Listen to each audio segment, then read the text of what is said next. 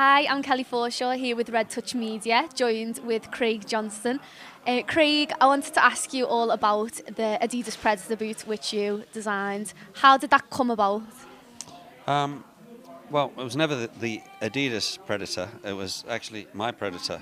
And when you say designed it, I spent about 3 years developing it, which is there was about 100 designs went into the final product. But how it happened was some kids knocked on my door and said, "Mr. Johnston, can you come and coach us?" And I'd retired from Liverpool and swore I'd never get back into the game. And all of a sudden, these kids were saying, "Well, we're not very good. Can you come and coach us?" So I said, "Cute little faces." I couldn't ignore them.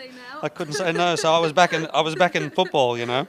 So I was coaching them, and I was saying, "Well, look, when you swerve a ball, you got to bite the ball on the outside." And I says, a little bit like a table tennis bat. You know, you have to bit of spin on it. Yeah. See, you know the language, bit of spin. And they said, "Well," I said, "like a table tennis bat."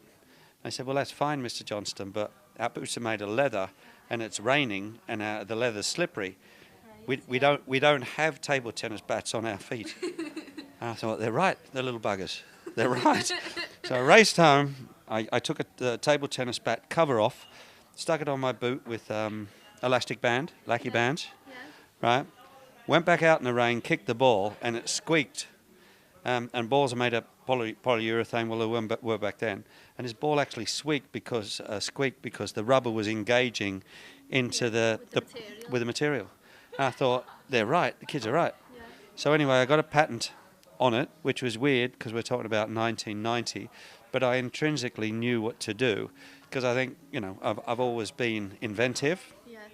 And I've studied for years. I did a PhD and a major university degree in how to kick a soccer ball, which is what you do when you're trying to kick a soccer ball. If it doesn't come naturally, you analyse what you're doing. So that's what I did. Behind it, Exactly. So I studied that. I didn't get a PhD. I was only kidding. But I played for Liverpool. I know. I had you, didn't I? I know. I did. But you play for Liverpool. That's like a degree. There you go. Anyway. That's the equivalent to it. That's it, mate. That's it. So I knew what to do and how to shape it. I patented it, took it to Adidas, and they said, "Nah, it won't work. Not interested." Took it to Puma, "Nah, not interested." Nike, "Nah, not interested." Reebok, "Nah, not interested." And I knew it worked, and I thought these people are dumb. Why? Why? I don't understand why they reject it. Because it was outside of the box of thinking. Yeah. And they were in it because they weren't footballers, they were commercial people that make shoes. They're not footballers. Yeah. So they couldn't get what I got, and they didn't believe my story. Anyway, so long story short, I'd spent a fortune, about £250,000, about 3 years of my life, patents around the world and all of that stuff, but I knew it worked, so I took it to, and I knew Adidas was kind of like the ones that almost understood it, because they were a football brand. Yeah. Nike was a woman's, sorry, it was a running brand. Yeah. Reebok was a woman's fitness brand. Yeah. So they definitely didn't get it. So I went to some footballers that Adidas would listen to. So I went to Bayern Munich, middle of December, really snow, freezing cold. Knocked on the door, Franz Beckenbauer, Karl-Heinz Rummenigge, Paul Breitner was there, and they were having a board meeting. And I kind of interrupted the meeting and said, "Guys, you got to help me. I'm a fellow footballer. I spent all this money. Adidas don't believe me. It's a German brand. Please, will you put this shoe on, come out in the snow, and kick the ball?" And the three of them sort of felt sorry for me because I was a bit desperate, you know. And I was saying, "I need your help." Yeah. And they were like, "This is weird, but we'll do it." Anyway, they came out and had a video camera, a bit like this one, but a bit cheaper. Yeah. Anyway, so I followed them round. They were wellying the ball backwards and forwards and going, "Ja, das ist gut," and they were talking to each other in German. Was the boot then at this point? It was rough prototype. Yeah, Rough prototype. It was basically a rubber pop out. It was like a windsurf boot made of rubber. It was horrible, and they laughed at me. So anyway, they put it on, but when they started kicking, they started saying, you could see their eyebrows getting serious, and they're going, "Ja, jawohl," or whatever they said. So I just filmed it, right? And it took about half an hour, and they were going, yeah. And I knew they got it, and they were footballers, German footballers. So I raced back up the motorway from Munich back up to Nuremberg, which is where Adidas were.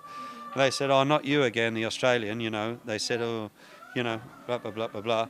They said, "Well, we've got a board meeting, and, you know, it's very important, and we can't interrupt it." I said, "No, I've got this off Franz Beckenbauer for you." They said, "What?" I said, "Franz Beckenbauer sent me with this tape." So anyway, they stopped the meeting. They said, "Come in." They put it on the big screen, right? And all these guys that laughed at me, right, I think 6 months before, they all stood up and they started clapping. And I said, "What were they saying? What were they saying?" I said, "Doesn't matter what they were saying." I said, No, what were they saying? Doesn't matter. We've got to do a deal. You can't live without doing a deal. So whatever Beckenbauer and Rummenigge said on the videotape was amazing. Do you know what it was? No. Still don't know what they said. But I did a deal on the spot. Because of what? Yeah. And now it's the largest selling soccer shoe of all time. Yeah. And when I went to them, which is an interesting story, they were actually insolvent. They were trading as insolvent because they couldn't pay their debts. This was in 1990, and the board meeting was because the Dassler sisters had to sell the company for $1 to a French man called Bernard Tapie because they couldn't pay their debts. So then I walked in with this thing, and they thought, hang on, this can... This could be the savior. Yeah. 8 years later, they floated for something like $1.5 billion on a stock exchange. And the main driver, the Predator boot. And that was down to yourself? It was. What an achievement. Little bloke from Australia, mate. Not too bad. Actually, the poor kids that gave me the idea got nothing. Isn't that great? So you're laughing, really? I'm laughing. I'm off now. I'm Kelly Forshaw. This is Red Touch Media, and that was Craig Johnston. Thanks for watching.